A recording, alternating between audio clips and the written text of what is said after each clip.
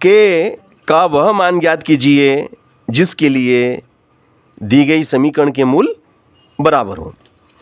अब ये जो समीकरण आपको दी गई है 2x² + kx + 3 = 0, इसकी तुलना एक मानक समीकरण से हम करने जा रहे हैं।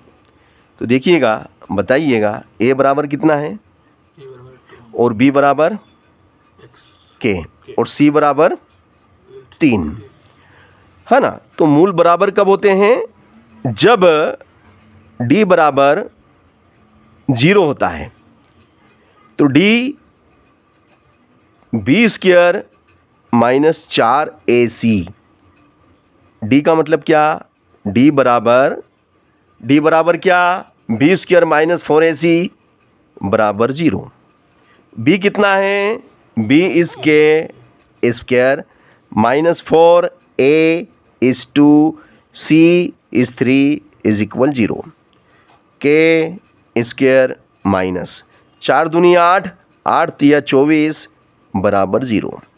k² इज इक्वल माइनस के 24 उधर गए, प्लस के 24, वर्ग घटेगा, वर्गमूल लगेगा और 24 के फैक्टर हम करेंगे 2 एकम 2, 2 दूनी 4, 2 छंग 12, 2 तिया 6, 3 एकम 3।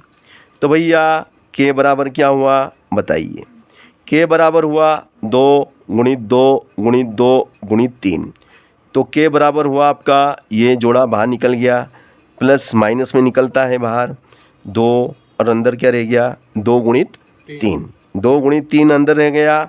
हम इसका गुणा कर लेंगे, प्लस माइनस 2, 3 दूनी 6। This is answer.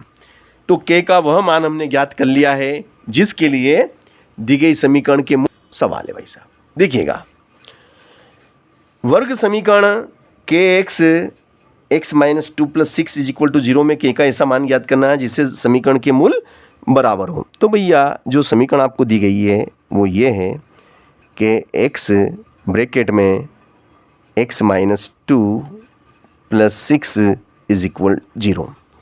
इसका इसमें गुणा करेंगे तो kx² माइनस, फिर kx का 2 में गुणा करेंगे तो -2kx + 6 = 0 है ना।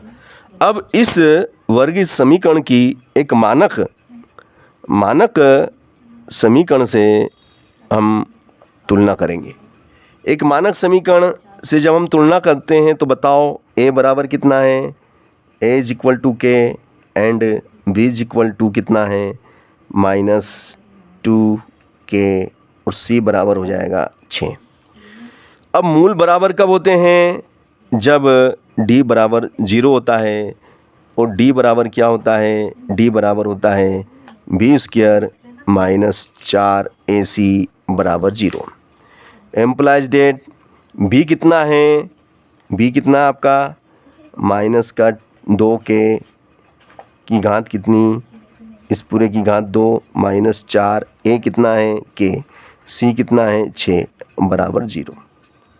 अब 2 की घात 2 कितना होता है? 4, k² - 6 चौक 24k बराबर 0। यहाँ से हम क्या करेंगे? k कॉमन ले लेंगे। 4 देखो, 4 इसमें भी है और 4 इसमें भी है, 4 भी बाहर आ जाएगा। 4 कॉमन आ गया, k इसमें और k इसमें, तो k भी आपका कॉमन हो गया। तो एक k रह गया, 4 का पाड़ा बोलो, 4 छंग 24 = 0। यहाँ से 4k = 0 and k - 6 = 0। Implies that k = 6 उधर गए तो धन के 6 हो गए, k = 0/4। Implies that k = 0 and k = 6, therefore 0 and 6। k के 2 मान निकले, हमने k के 2 मान निकाले और इस तरीके से ये एक महत्वपूर्ण सवाल हमने